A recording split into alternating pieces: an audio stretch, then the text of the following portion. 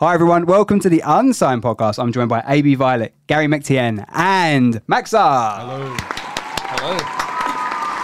How are we both doing? All three, everyone. I'm good. I'm feeling good. I'm happy. Yeah? Just did our acoustic set. You did? How did you find it? I thought it was really good. I'm really Took a little while to I'm set really up, happy. didn't it? But we got there in the end. Yeah, exactly. Yeah, how many gigs have you done? You've done gigs really recently. I looked at your website earlier and you've literally had like gigs all this week almost, wasn't it? Yeah. Oh, it's been crazy. So on Thursday I did an acoustic show with Gary actually. So he was accompanying me because he's also my producer, so he knows the songs really well. That helps, doesn't it? Exactly. It does, yeah. It does help. So we did those. That was in Finsbury Park at the World's End. That was part Oh yeah, I know of that, yeah. If you know, it was part of this music group thing that was going on. So I did 4 songs there. Cool. And then Saturday I did my headline show in Hoxton. Best show I've ever done. I'm still on the come down from that. That room was packed, wasn't it? And it was so such good. a good vibe. It was I had so much fun. What venue was that? The Stag's Head. Oh, okay. It's a classic. And then after, actually, this was on my website. I was supposed to be doing a gig at the Old Blue last on Sunday. Right. And I played that venue before with the same promoter, but that one actually got cancelled because the venue messed up. So Old Blue, not doing very well there. I didn't call you out. He did. And that is now on the internet.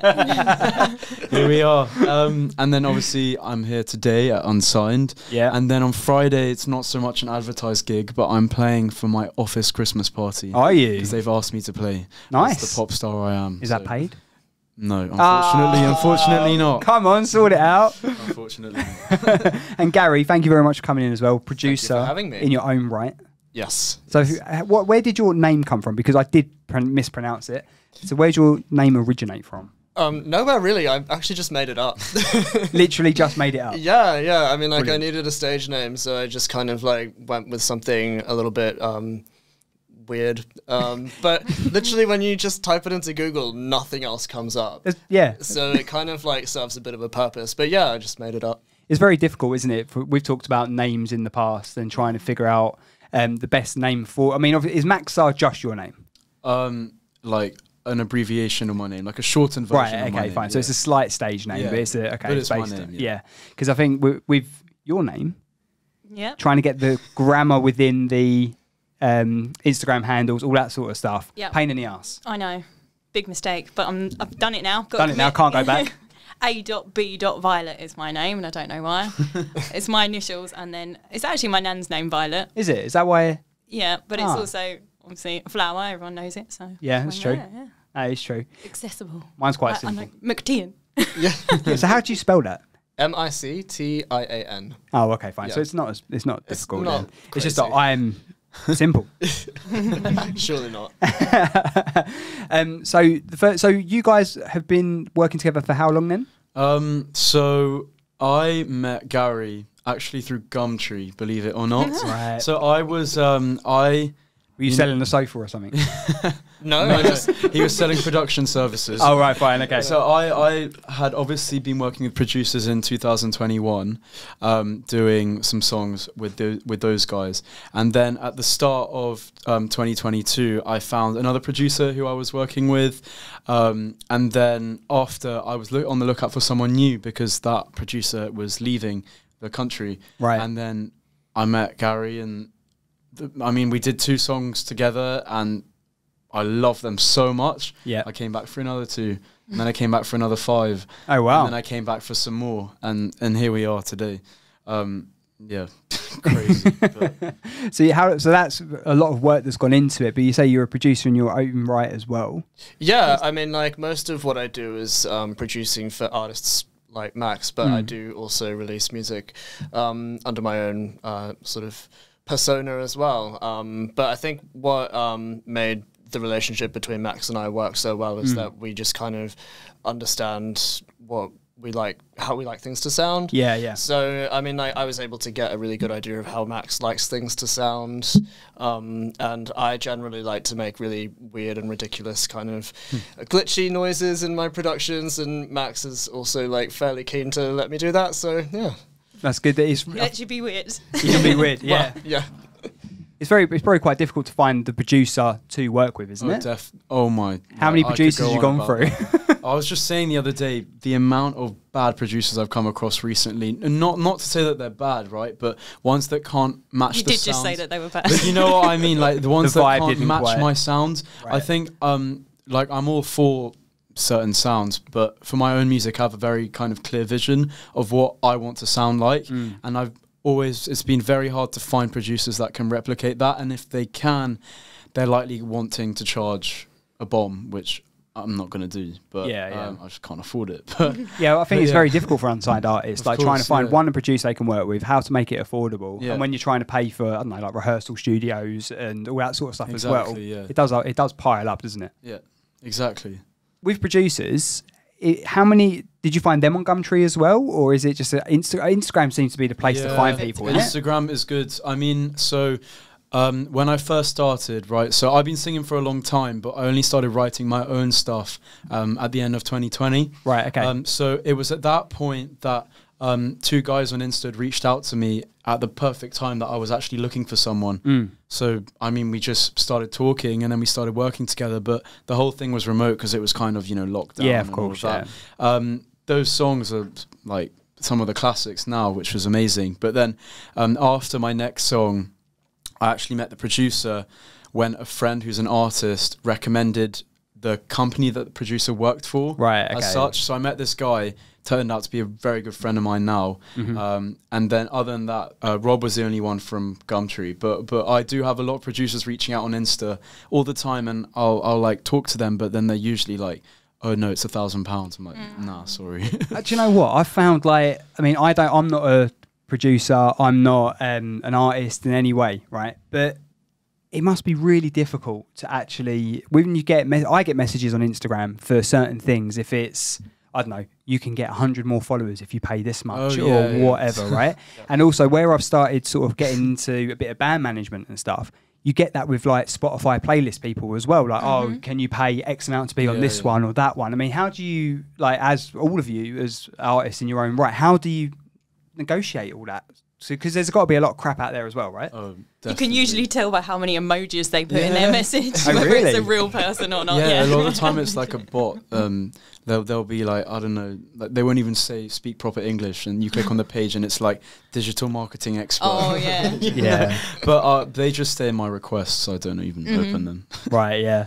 I've got a few emails that have come in, and it's like they're trying to get our website improved. So we've obviously got Unsigned, but we've got Future Hits as well, which is our radio station, and also our partners of Radio Extra, Islington and Chelmsford as well. But on our specific one, you get people going, we can improve your YouTube channel, or we can improve this. All you need to do is pay X. And it's like, oh, do one. Like, it's just, it would be nice to have the followers and all that, but you sort of want to grow that organically, right? Well, yeah, I mean, if you're paying for Insta followers, they're gonna be bots. They're not even gonna engage in your posts, so what's the point? No, exactly. I think that's the same for, how have you found with your music and stuff? Is it a case with, you find that with Spotify as well? Because I don't really know Spotify very well. I know as a consumer, I know it, but as like a musician, how do you get onto different playlists and all that? It might be good advice for other upcoming artists and stuff like that. So how do you guys, all of you, do that?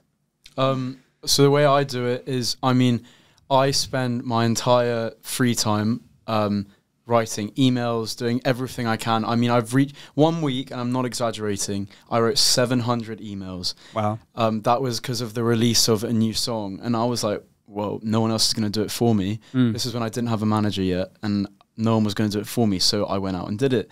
And I would, write to playlists. I would write to influencers and radios and all the like press and whatnot. Some of them would come back and say, oh, you need to pay. I'd be like, no, I'm all right. There's some good sites as well. Like, there's this one called Muso Soup, which is really good. You've spoken about that. You pay like £20 or something, but then you get like curators from everything, right? So that's a really good one. That's the playlists there are pretty good, and they're legit, obviously. Yeah. I tend to find on Muso Soup as well, if you post a lot, you get the same curators coming back to you. So then you know whoever you've got through, whoever's listened through that playlist or that blog or that radio station probably likes you anyway. So that's quite organic. That's quite nice. Exactly. It's definitely better to have that organic growth, 100%. Yeah, I mean, you just have to be careful on Spotify that, if you start having like bots stream your stuff, then the algorithm will... Yeah, and then we'll get you. It gets bad. Because I saw something. Did you see San Quentin's post the other week? We discussed this. Yes. Yeah, because they basically, a band that we know reasonably well, they had someone put them on a playlist and it messed up with their algorithm and all of their what is it? When you're on Spotify and you look similar to artists, all of those have been screwed up because they were being played in God knows where. And that makes you harder to find. Because then people aren't referencing it to like what you sound similar to. Yeah. Now, it's interesting stuff because, again, for me as a presenter, I don't really get involved in that too much. But to get it from an artist perspective is going to be helpful for other artists. Yeah. Yeah, we hope so. All upcoming artists. Yeah, exactly. What would be your advice? Like, bearing in mind, all right, you've only been writing for 2 years. Yeah, but you've obviously gigged quite a bit this year. You're working with a very good producer, obviously. Definitely. What advice would you give to people that are just starting out, both of you? Do you want to go first? I mean, people who are starting out, I think the best thing you can really do is just go out there and do it. Don't be too worried about what level you're at. I think, I mean, I can liken it to if you want to start learning how to sing, the best thing you can do is literally just open your mouth and sing. Right. It doesn't matter what your ability is, you will grow the more that you do it. So get out there, meet people, and just kind of, just... Don't be afraid to kind of get stuck in and put in those hours. I'm a firm believer in the 10,000 hours. If you're putting in your 10,000 hours, you will become a master in whatever you're doing. Right, okay. Yeah. How many hours have we put into podcasting now? It feels like 10,000.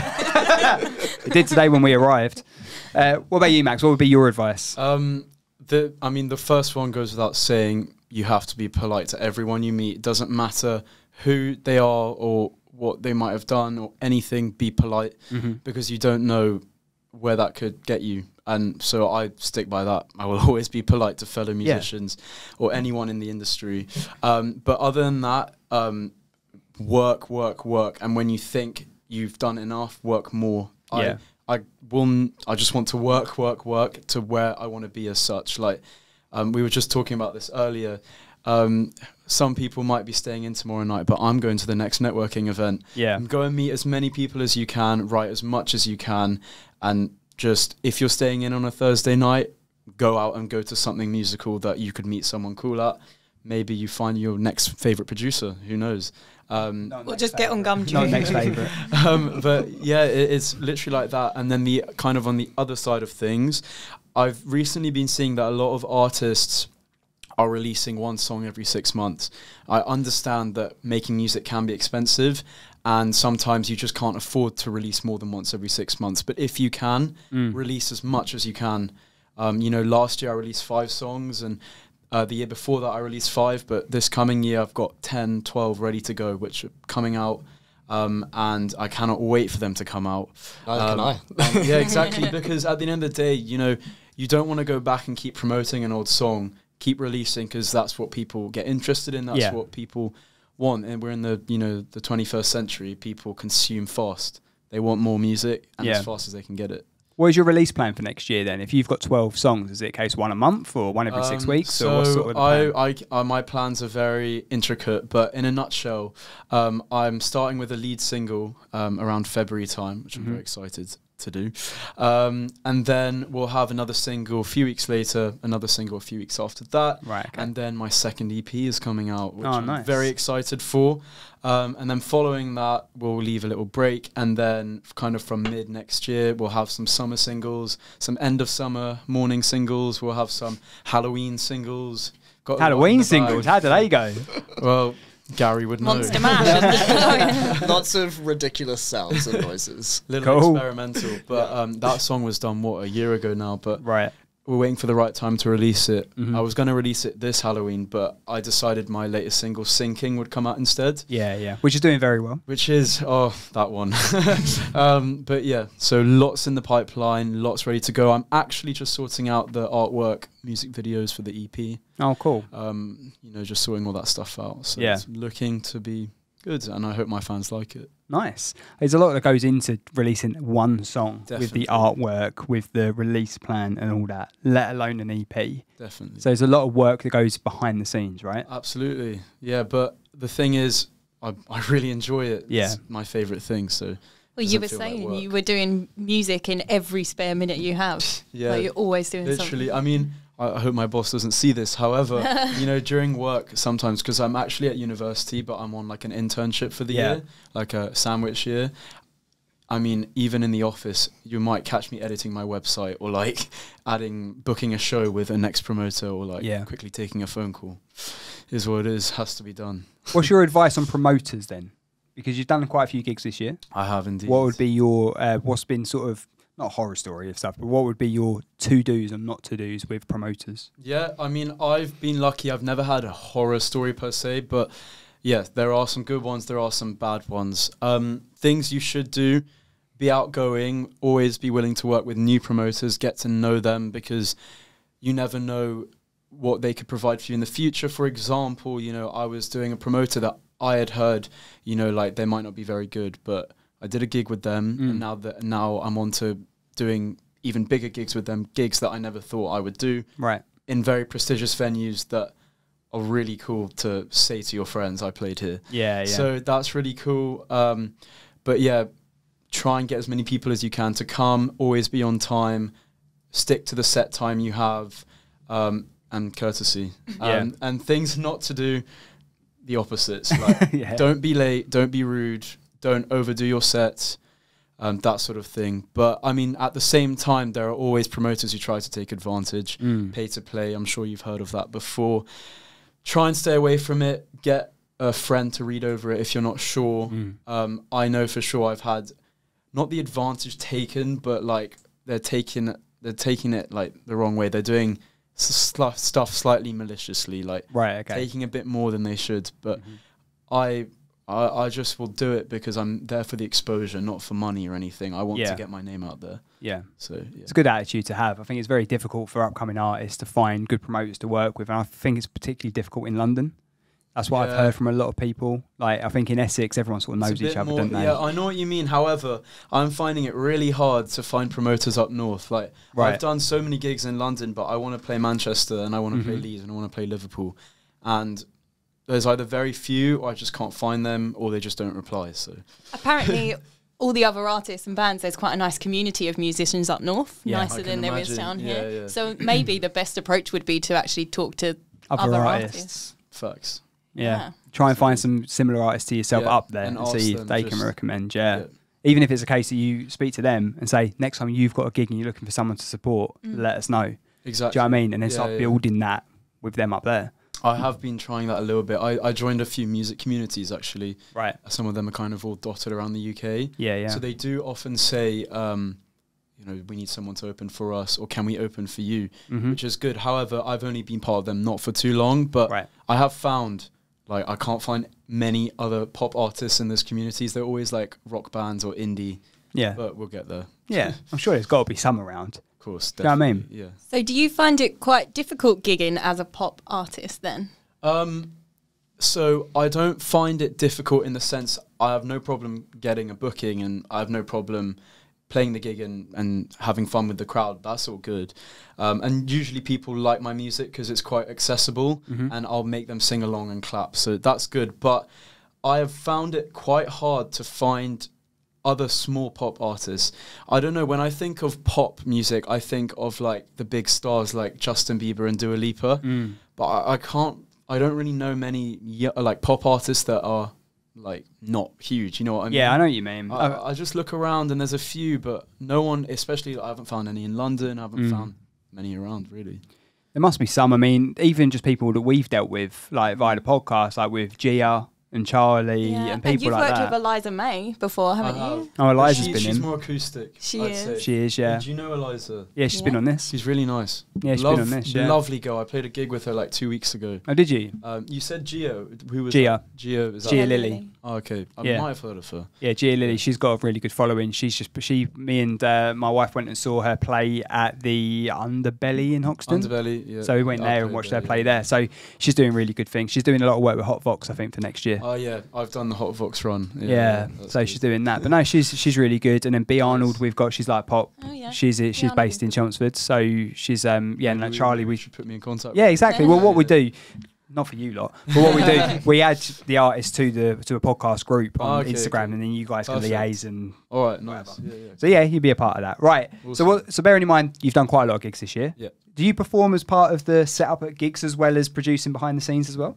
Not really. I mean, the most that I do is produce like the live tracks. Yeah. So like for Max's headline show that you did on Saturday, he came to me wanted to do like a really cool like interlude between all the different songs, have like special intros and do like a specific intro for like to set up Max getting up on stage. And I mean, it was a lot of fun for me to kind of put that together, but that's about as much as I do. I don't really involve myself too much in the live setting.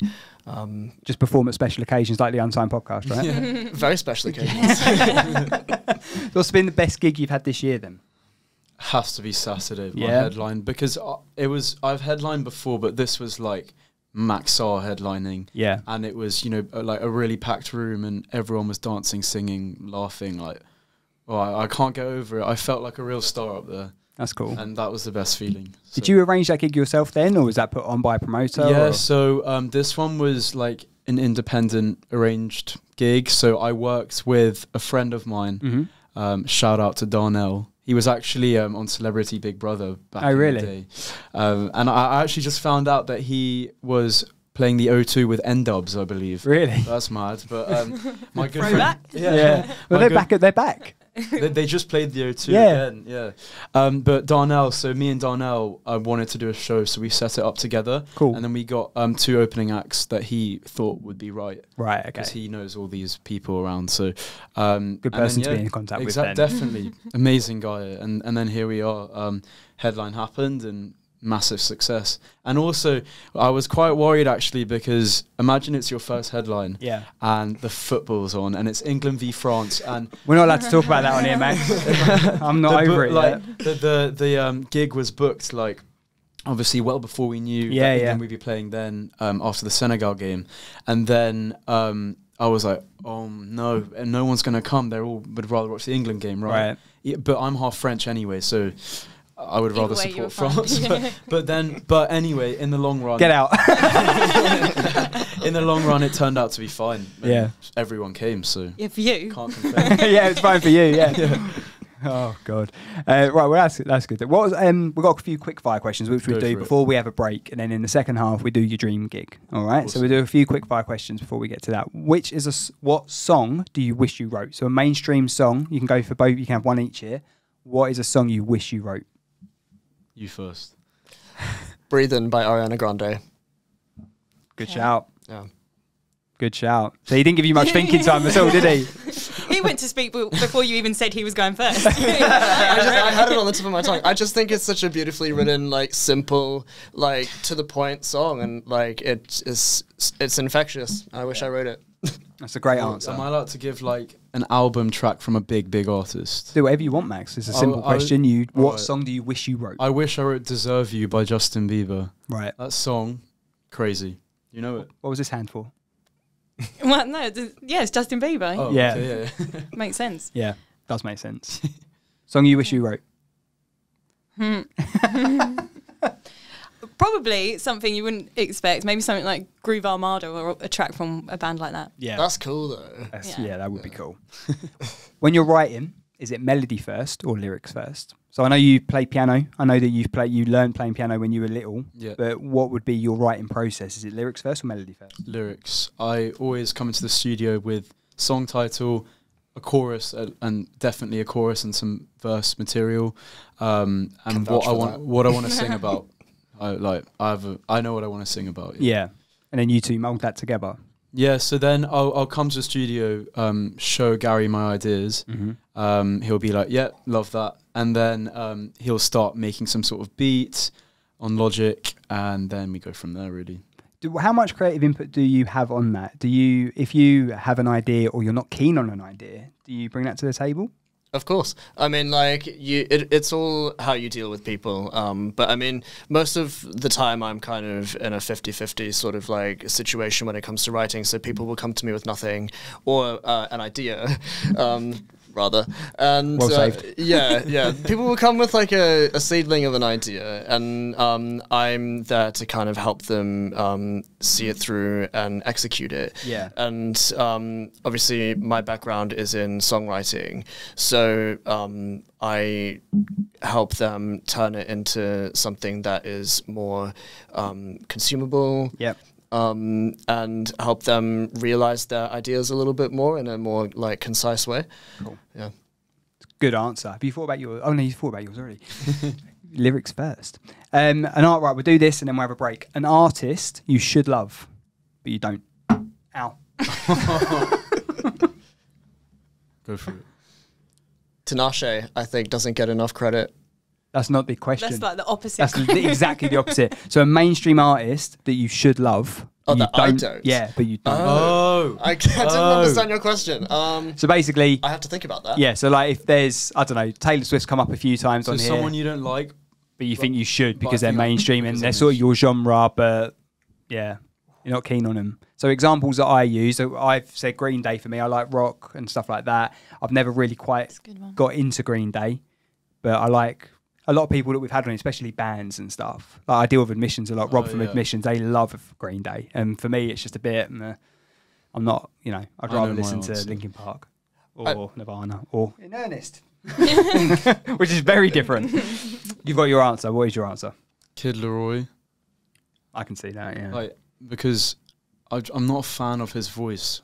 Don't hate me, but I'm not a fan of his voice. I don't really like his style, but then he's doing songs with Justin Bieber and he's top of the world. So. Are you just a bit jealous? I would love to collab with Justin, but yeah. I would. By yourself. I think Childish Gambino. I don't really listen to like rap music, but like when I have friends who do, and whenever they put his music on, I think like, I mean, obviously this isn't the kind of thing I would listen to, but like, gosh, he's so ridiculously talented. It makes me think I should probably like listen to him a bit more.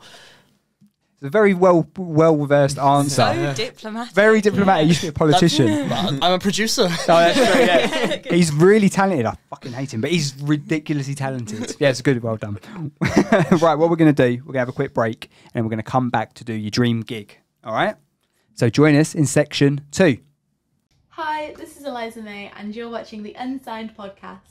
Hi, everyone. Welcome back to the Unsigned podcast. We've got Max Sarre, Gary and AB Violet, because I couldn't pronounce the whole thing, sorry.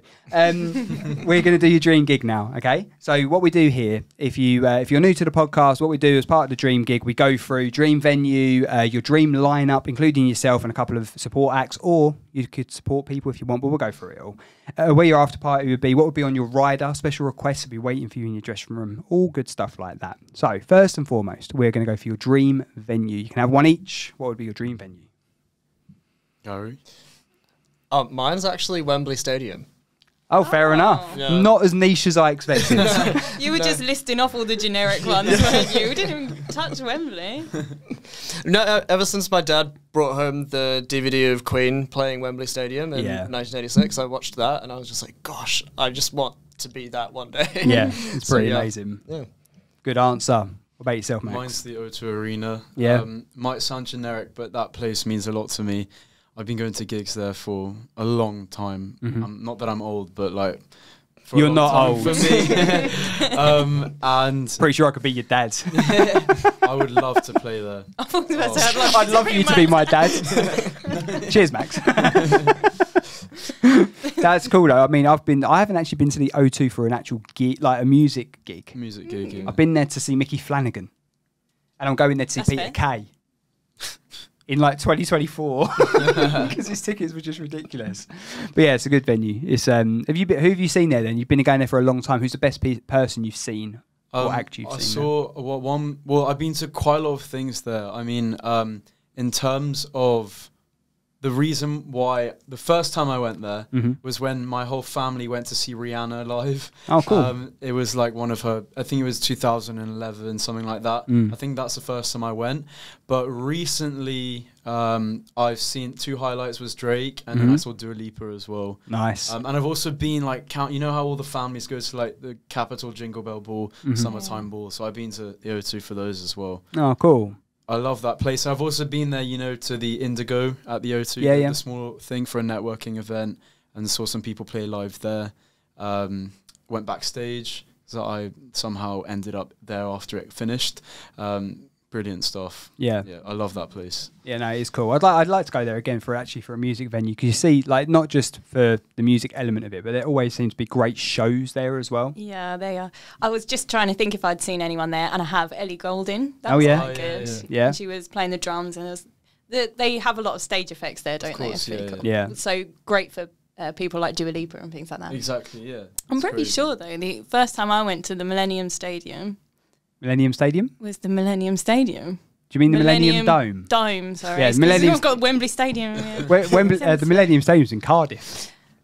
I've been there. I've been there for a beer festival. Fair enough.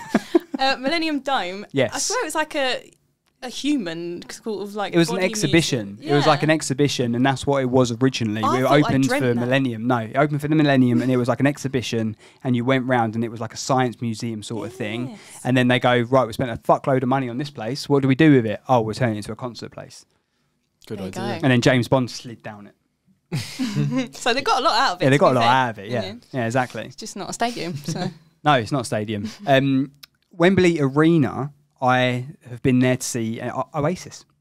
Yeah. That was pretty cool to see that. Nice. I think that was the last time one of the last times they actually performed as well. And I've seen Rihanna at V Festival. We've talked about this before. Yeah. Saw her at V Festival, which would have been... Was it not like 2011? That would have been about 2011 as well, because it was 2010, 2011, because it would have been 2011, because it was, I'm not going to go into details why, but it was then, I reckon. Right, so... It was the year before my daughter, so it was just like, it was the last one we could go to. Right, so what we do as part of the Dream Gig, we ask you who would be on your lineup. You've got to have a headliner, main support, opener. You feature somewhere on the bill, and we'd like you to choose 2 other artists to be there with you as well. You're doing 2 separate ones? 2 separate ones, yeah. Okay. I guess, like, The Weeknd would have to be there, because, like, I just... he's like my favorite artist of all time in the pop realm, and I think a bit like not quite in that realm, maybe Charlie XCX, because she's also my next favorite pop artist of all time, and then I'd be in there. And I guess like in terms of like my music, it's kind of somewhere in between them two anyway. So I would imagine I'd be opening for them, and then Charlie would go, and then The Weeknd. That's a cool lineup, and it means you get to sit back and watch the entire thing. Well, that's what I rather want, than sort of worrying about going on after. Yeah. About yourself, Max. Might be predictable, but I would open. I think it'd be like my absolute dream to just open at the O2 for Justin as our headliner. And we're going first name basis, yeah. Okay. Justin Bieber. Hit me up if you need someone to open, because he is playing the O2 next year. So, right. Or if his tour comes back on, I think it got postponed. But and have Charlie Puth as the main support. Right. So you've got my 2 favourite pop, like male pop stars. Yeah. And I know that I'll have a similar fan base-ish to them. Right. So that'd be really cool to open for idols, whilst also like showing my music to people who might actually care. Yeah, yeah. That would be amazing. Yeah. And I'd like come up, I'd get some dancers. I'd have my live band behind me for the first time, because I usually play with backing track. Yeah, yeah. And that would be so cool. And we'd be playing. Imagine we're playing Stop and Cloud 9. Oh, it would go off. What would be, if you play to back in at the moment, is it like a plan for when you're gigging next year to have a live band with you at some point doing that? So people generally won't like this answer. However, I prefer backing track to live band. I don't really want a live band until I'm like getting bigger, if I ever do. Fingers crossed. 2 reasons. I mean, firstly, there's the obviously reason of like it's so hard to organise everyone to meet up at the same time or be free and practice. That's one thing. Secondly, as someone who's super into my pop music, I'm very intricate in details, as Gary would know. I'm like, no, this has to be like this has to be like this, even little things. And I found that a lot of the time you can't recreate these sounds with a live band. It's just not possible. Right. It could be possible, you know, when you're on that next level where you have the technology coupled with the live band, like our favorite artists will do. But at this stage, obviously, with the lack of financial support, I prefer my backing track, to be honest. That's fair enough. Yeah, that's fair enough. Yeah. What would be a cover track that you would do at your dream gig? What would be a cover track I would do? Well, I think a cool one would be Deserve You. The one I was saying earlier was my song I wish I wrote. Yeah. Because I just see myself singing that falsetto, those high notes, and then like being able to move around and like groove with the crowd. It's a kind of groovy-ish song. But then isn't Justin going to want to sing it himself? Yeah, but I can be like, guys, this is in honor of my favorite artist. He's playing for you tonight. He's your headliner, Justin Bieber, and then I'll cover the song. Fair enough. He probably will leave it off the set list because you've asked him to. It's an album track. Oh, right, fair enough. What about yourself? I would probably go for something unexpected, like "Pretty Please" by Dua Lipa. Yeah. Yeah. It's just like a really like fun song. I don't know if there's much else to say about it. Yeah. That song is a banger. It really is. Who would be, for both of you, who would you like to most duet with? Ava Max. Yeah. I told you that, right? Nope. Oh, well, how do you know that then? That was such an obvious one. When I present myself to new people, I tell them I'm a cross of a Justin Bieber and an Ava Max. So, well done. Hey. She has come up in conversation a lot. Yeah. Really? Wow. How did you know that? I think just when people write articles about you, it's always Justin Bieber, Charlie Puth, Ava Max. There you go. Well, we know who's going to be in Gig Tour Right Bin then, don't we? There we go. What about yourself? Charlie XCX. Yeah? Or if you were producing, it was probably the same answer. If you were producing for a pop star, would it be Charlie XCX as well? Would it be someone else of choice? Ooh, I don't know. Basically, who are you going to bin off Max? That is not what I said. I think Charlie is far too much of an innovator. Yeah, probably Tove Lo, or I don't know. I feel like Troye Sivan could be fun to produce for. Yeah. Yeah. Cool. You can have two choices on your rider. So when you get to the O2 or Wembley Stadium, when you arrive there, you have something waiting for you in your dressing room, special request. You can have two each. What would it be? Food, drink, I don't know, telly, comfy chair, I don't know, something on the telly, I don't know. EastEnders, if you want. Yeah. What would you have on your rider? Rob. Well, he would be on your. Oh, that's sweet. Oh no, I was just prompting him to go first. Yeah. Well, he can't go anywhere without me. That's why I'm here. I guess I would want some fresh fruit for before I go on, because I'm very like sensible that way. And then there's got to be some beer for after I finish. Not so sensible. Yeah. I just love beer, and free beer. It tastes so much better. What's your favourite beer? Peroni. See, that gives me a headache. That Camden Hells. Oh, okay. Camden. You're a lager man. Yes, Okay. through and through. What about yourself? What would be on your rider, Max? I'm doing 5 shots of vodka. Because 4 aren't enough. No, because, firstly, like, yeah, I would Before? Yeah, before, because I've found like having experimented a little bit before gigs. Like when I first started, I was like, Max, you aren't drinking before, but now it gives me that little more of an edge, just an ever slight. I'll tell you what it do for me. Send me off the edge. I can handle my drink. Yeah, I can't anymore. Second thing, like, low-key, if she wasn't coming with me, I'd want my mum in my dressing room, because my mum is like my #1 fan, the one from day one who comes to every show without fail. My mum. Yeah. I would need her there, and I would want her to share that moment with me. Imagine she sees me going up the platform into O2. Yeah. That's crazy. That's really really cry. It's a sweet answer. Yeah. Yours wasn't as sweet. No, yours was very straight. Fruit beer done. Yeah. What would be your made it moment? If you can look ahead to 5 years' time, what would be the point where you go, yeah, I'm on the right track here? I made it. To me, it would be that number, top 10 on Billboard, Hot 100 in the US, top 10 album, a sold out worldwide tour, But when people say worldwide, they mean actually just North America, Europe, and Australia. That is worldwide, to be fair. It's a long flight. But poor Asia, poor Africa, poor South America. Yeah, I think that would be it. And then, you know, to have like my idols say, I love this song and it's by me. I'd call my mom and be like, Mom, I made it. 5 years later, I made it. Yeah, that's cool. Rate yourself, mate. I mean, the obvious answer would be like the Grammy. But I don't. At the end of the day, it's not really about that. What I really care about is if like a total stranger came up to me on the street and said, "Hey, I loved your song. It touched me in this way, and it got me through whatever I was going through, and all that kind of stuff." I think that would be like the moment that really makes me think like, "Gosh, this is why I do it." Like, yeah. No, actually. See, now you've traded, because that was a really sweet answer as well. There you go. Well done. Where would your after party be after doing Wembley or the O2? Where would your after party be? Rob. Well, not the red bag. What we stumbled into. No idea. So I'm one for house parties. I prefer house parties. Yeah. So but then again, like I'd rather give a proper answer that people would know. So there's this club that I've been going to quite a lot recently. It's called Maddox, and it's in like central London. And I've become a big fan of the place. I think it'd be really cool to bring like some celebrity friends there. Yeah. If I have them. Yeah. And I think that'd be so cool to go back there. Massive party, clubbing all night.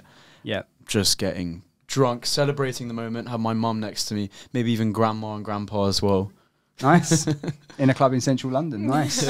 Rate yourself. Mine's a bit different. It's a shame because it's actually closing, but I would go to Printworks. Printworks. Yeah. Nice answer. What are you going to say? What are you going to say something? No, I was going to say it's a shame that Printworks is closing. Yeah. Did we ask you what would your entrance music be walking on stage? Because I think I might have skipped over that one. What would be your entrance music when you walk on stage? Something that Gary's produced, or? Yeah, so it would be like a play on the song I'm opening with. So at the moment, and it would be similar to this, it would be kind of like you have that little beat drop, so the audience is looking, and then I have like a little catchphrase, like my producer tag, my name as such, which I make Gary do like 1 million times on every song, and it goes like MAX Sarre with like a big amount of vocal layers. That will come on, people start clapping hopefully, and then like you have the little build up, the sirens come in, the spaceship takes off, it's all chaotic, and then suddenly I walk on and my beat drops. I'm like, what the hell is up, London? What are you saying? And then there we go. That's a very good answer, very detailed answer. Well, I have it visioned in my head. Like, I explained it to you. I was like, this is what it has to be. In great detail. And I love the way you just assumed that we would naturally assume there was a spaceship, and then these spaceship takes off. Naturally. Yeah, of course. Because the song I currently open with is about, it references a spaceship, and it's about like being in space and feeling free. Now the context is there. It makes sense. It's a sound effect, right? Yeah. Right. Were you thinking like O2's fucking massive, so we can get a spaceship in there? Yeah, it's in the budget. Yeah, of course it is. It's your dream. Dream gig, innit? Yeah. Right, cool. Should we do gig tour right? Gig tour right bin? Gig tour bin? Gig tour bin. Gig tour bin. Right, so we're going to give you 3 artists, right? We'll do 3 each. Yeah. Because I can't think of a fourth. What do you mean? Oh, no. I was going to say 3 each, but should we just do 3 and 3 complete? No, 3 each. Okay. Right, so we're going to give you 3 each. It's like Snog, Marry, Avoid, okay? But for musicians. So you're going to gig with one for one night. You're going to go on a world tour with one of them. Yeah. And for one of them, you've got to put all their work in the bin. Oof. Right? So can I do his and you do his? Okay. Because I feel what like... you're going for, though, with him, don't you? Yeah. Okay, good. So I'm going to go for Justin Bieber, Charlie Puth, and Jason Derulo. Okay. You can put Ava in there, won't you? Yeah. Yeah. I want you to put Jason Derulo in there. Okay, fine. So for you, Justin Bieber, Charlie Puth, Jason Derulo. Yeah. And for you... I forgot what you said for his lineup. Who's on your lineup? So we've got Charlie XCX. The Weeknd. The Weeknd. Yeah. And Dua Lipa. And Tovolo. One of them. So basically, you got a gig with them for one night, go on a world tour with them for a year, or throw all of their catalogue in the bin. And they never release anything ever again. Gone. Yeah, that's an easy one for me. Oh, is it Jason in the bin? Yeah. Okay, Ava Max then. Ava Max, Charlie Puth, Justin Bieber. Yeah, okay. So I would have, okay, I think I would have to tour with Justin because it's Justin. Yep. But I could never let go of Ava Max. So I would probably gig with Ava and Bin Charlie. Ooh. But if his style is between Justin and Ava, too much like Charlie is pop, but he's more like he has a very like more funky. Yeah, he has his very own vibe. I'm more on that synthy electro like Justin and Ava. Yeah. So okay, makes sense. It has to be done. By yourself. I think the world tour would be The Weeknd. Yeah. What was the other one? Gig. Yeah, gig and Bin. I would gig with Charlie, I guess. I'd have to Bin Tovlo, which is like the last thing I would ever say because like she's kind of like what really started to inspire me as a songwriter. But yeah, I think it's gonna have to be that. Fair enough. Very decisive. Go. Usually Yeah, it takes ages, doesn't it? Usually it takes ages. People are crying. No, It's a tough answer. People are crying. Apologising for offending people. They really do. Like people go, I'm really sorry, Taylor Swift. But I'm like, shit, I don't think she's watched yet. Yeah. I think you'd be all right. Yeah. Telling you off for saying people's names wrong, like you have done already, but Bon Iver? Bon Iver. Yeah, I got told off for Bon Iver. It's Bon Iver, right? I know. No. I said Bon Iver, and then Will Pope, who we had in the other week, was like, no, it's Bon Iver. And I was like, oh, sorry. He was like, it's all right. It's wrong, though. I was like, oh, okay, cool. So, yeah, I pronounce people's... I don't mean to. The thing is, yeah, like even on my radio show, like I really try hard to pronounce names correctly, even yours. But it's difficult, and sometimes people pronounce my name wrong. So I sort of I try to, when I've got time to, I'll go, look, can you just confirm exactly how to say your name so I don't fuck it up on radio? Yeah. So if I ever do that, I do apologise. So could you please tell us, right, so more quickfire questions. Worst gig you either had or you've been to? Or the worst gig you've experienced so far? It might be a technical issue on a gig that you've had, or it might be attending a gig and someone fell off the stage. Yeah, the worst gig I've been to, I was playing a gig in North London. There was a decent crowd there, and I don't know what the hell was going on, but midway through like my third song, so like the technician switched the channels and a song from his iPod started playing mid-song. No. I started laughing. It was Stop. Oh, the one that he was, it was midway through my song Stop. I can't remember what song it was from him, but it was midway through my song called Stop, and I just stood there in shock and I started laughing. I was like, "What?" Oh, mate! And that was What did he say? Well, he was like, I'm so sorry," and then he changed it, and I just continued on. It was all right. Like it could have been at a worse.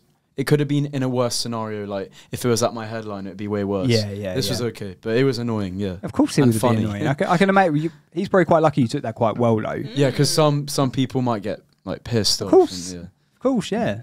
Wait yourself.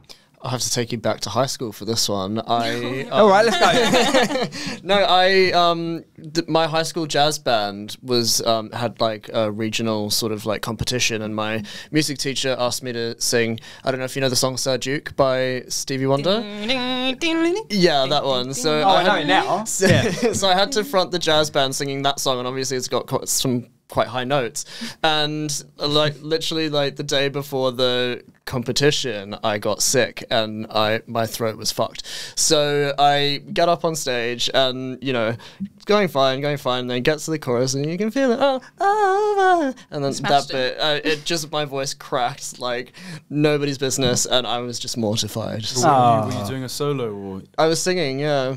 Oh. So it was oh god. I yeah. That's okay. I feel like that happens to everyone at some point. It happens to everyone at some point, and I just was so apologetic to my music teacher because, like, We can't help if you get ill, though. no, but we definitely didn't win. Can you recommend an artist? I don't know why I said that so weird. Can you recommend an artist, please? Another emerging artist that you've either worked with, gigged with. Could you recommend an artist to our unsigned watchers, please? I don't know where I was going. I just kept talking and I couldn't think of how to finish the sentence. So you mean like someone quite like unknown? Yeah, someone unknown you have you know or work with or whatever that you can recommend to the watchers and the listeners of the podcast? Gary?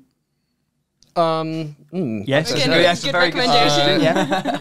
Yeah, you could listen to my music if you want to. I think, it's a very good question. I can't think of anything like anyone small, but I mean... Or recommend someone that we may not know, if you want. Someone slightly more mainstream.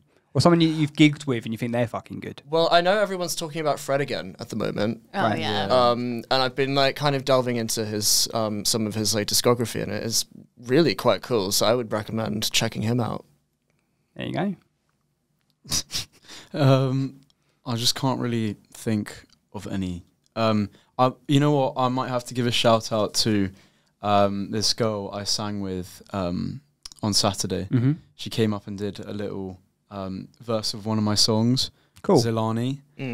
She is a fantastic singer. Seriously, really good. Yeah, she's got that range as well. Her. There you go. She's really good. That's a nice She'd answer. be all over Sir Duke. She would be. What's your jam? If you're at a wedding or a night out and a song comes on, what song are you running to the dance floor for? Partition by Beyonce. Fair enough. There you go. I had that.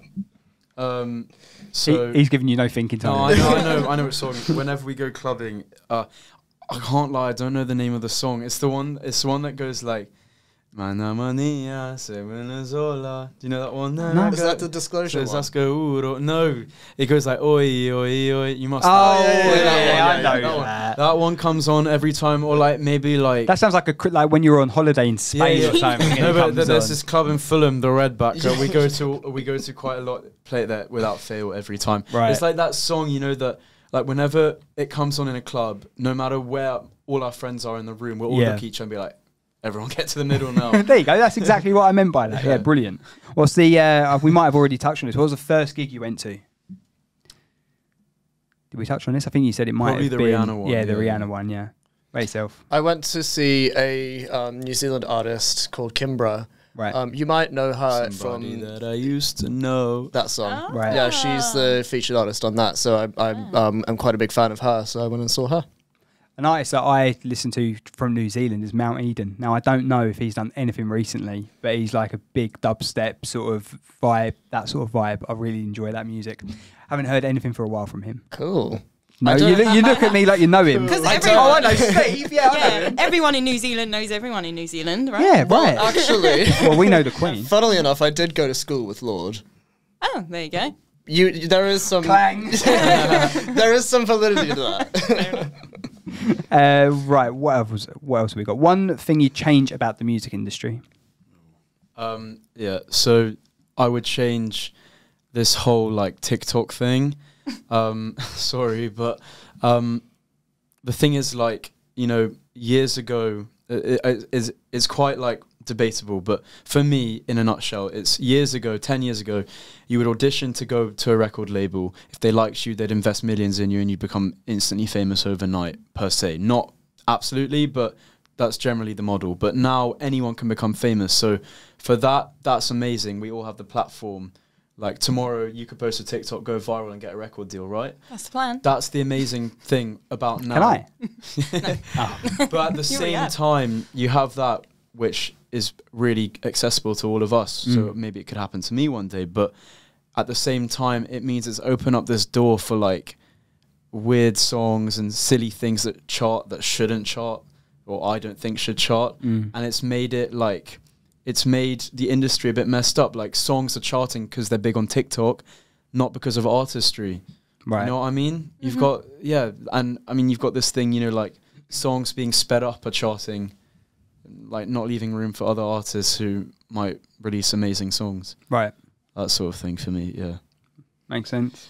Yeah, I'd say just there is a lack of opportunity when it comes to trying to break into something a little bit bigger. So you can very easily, you know, be quite an amateur musician and be perfectly fine doing that, or you can be in a sort of like mid-tier kind of place where you just earn a respectable living from it. Yeah. But when you want to break into something a little bit more than that, it does feel like there's not just a lack of opportunity, but it feels like you've got the opinions of very few people that you have to, you know, satisfy. So I think that's probably the first thing I would change. Yeah, it's hard to get really out there. Yeah, everyone says no. No one wants to listen. So when you find the right person to, it's a blessing. Yeah, and it's hard. Yeah, it's because there's so much competition as well. Yeah, well, anyone could be an artist in some form, can't they? I mean, if you've got a MIDI keyboard and Logic or GarageBand or whatever. I just said GarageBand because I heard it mentioned earlier. But anything, yeah, I mean, MIDI keyboard, Logic. That's just me. Well, yeah, but you're not just any artist. You're AB Violet. AB Violet. We were kind of saying this earlier, weren't we? That it's easy enough. Sometimes you can get yourself from 1 to 5 quite easy, but it's about where do you go from 5? Like, what do you do now? And it's hard to meet the right people to take you beyond that. I think a really good example is me and one of my friends who's a mix engineer. We talk about this a lot because like there's a handful of mix engineers who mix the top charting songs. And if you are someone like Justin Bieber or Charlie Puth or whatever, and you have a song that needs to be mixed, it will go to one of 5 people in the world. How many mix engineers are there in the world? Much more than that. Yeah. So I think that's what I see as a like lack of opportunity. Right. Yeah. The same with the mastering as well. Exactly. Yeah. There's like 3 people who do all of the mastering for every song that you hear. Oh, wow. But that's why everything in the charts tends to sound pretty similar. Exactly. That's why I mean I am going to plug our station because the thing for us is that like we listen to obviously Radio 1, all the local BBCs with Introducing and stuff. Yeah. Like the BBC Introducing is a great model trying to give people a platform to get their music heard on mainstream, right? What we do at Future Hits is just do that 24/7. So everything that we play on our station is always emerging artists. And then we have our shows, obviously Abby's show, my show, everyone else's shows are all about highlighting those artists. Yeah. And I think that everything that we try and do with Unsigned, with Future Hits, with everything we're trying to do, is all about trying to give people that platform. But again, that's us taking people from 1 to 5. It's at 5 to 10. That's the next step. How we do that, don't know yet. We're trying to figure it out. We're trying to figure it out and we'll let you all know. Right, couple quick fire questions before we finish. Biggest inspiration, quick answers from both of you. Go. Justin. The Weeknd. Fair enough. I was thinking more personally. But that's fine. Yeah. Yeah? My mum? My dad. Yeah? Yeah. Shout out, Dad. The artists that I work with. Good answer. And also...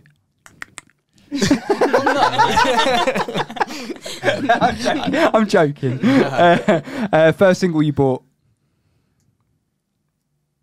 Or downloaded illegally? That would have been like... the Red Hot Chili Peppers or something. There you go. I'm just looking back to like LimeWire. That's probably before your time, Max. But yeah, I don't know who that is. Oh God.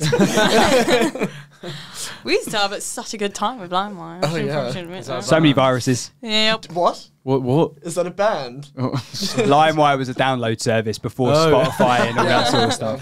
Oh. Have you ever heard of Napster? It was basically a follow-on from that. I think I have heard of Napster. Yeah. I don't really know. Maybe like a Maroon 5 song or like, I don't know. Yeah. I couldn't tell you. We'll go Maroon 5. That's absolutely fine. Best advice we've done. Right, we're going to finish with your goals for 2023. Yeah. Tell us what your goal is for next year. So my goals are firstly to get all those songs out, to release at least 10 songs next year, including that 5-track EP. Mm-hmm. I want to be playing the O2 Academy Islington, which is in the pipeline. So fingers crossed that goes through. That'd be incredible. Cool. You will be there. Of course I will.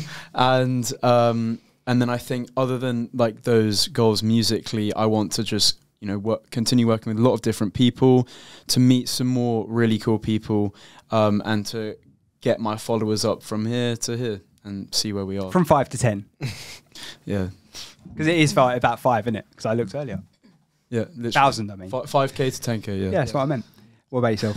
I would say just continue working with new artists, find people who I can kind of relate to in terms of what we sort of sing about. And also, in terms of like my own music, I'm making a techno EP just for fun.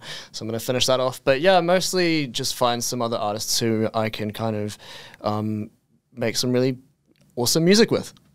could you both tell everyone where they can find you on the socials? If you could do it first, please, Gary, into one of the many cameras that we have.